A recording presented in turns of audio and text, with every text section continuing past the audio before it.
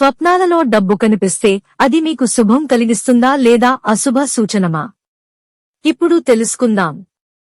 స్వప్న శాస్త్రం ప్రకారం మీరు నాణేలు చూస్తే లేదా నాణేలు ఒకదానితో ఒకటి ఢీకొట్టుకుంటూ శబ్దం చేస్తున్నట్లు కనిపిస్తే ఇది మంచి సంకేతం కాదు. ఇది మీకు రాబోయే కాలంలో ఆర్థికంగా సమస్యలు వస్తాయని సూచిస్తుంది. మీకు నష్టం జరిగే అవకాశం ఉంది.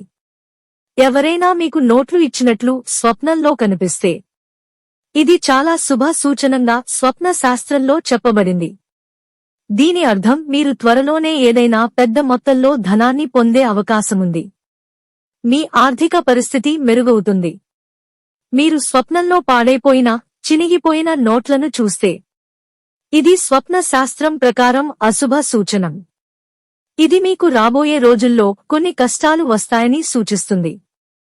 ముఖ్యంగా కెరీర్ పరంగా మీరు కొన్ని ఒడిదుడుకులను ఎదుర్కొనవచ్చు. మీరు స్వప్నంలో మీ డబ్బును ఎవరైనా దొంగిలించినట్లు చూస్తే ఇది ఆశ్చర్యకరంగా శుభ సూచనంగా పరిగణించబడుతుంది.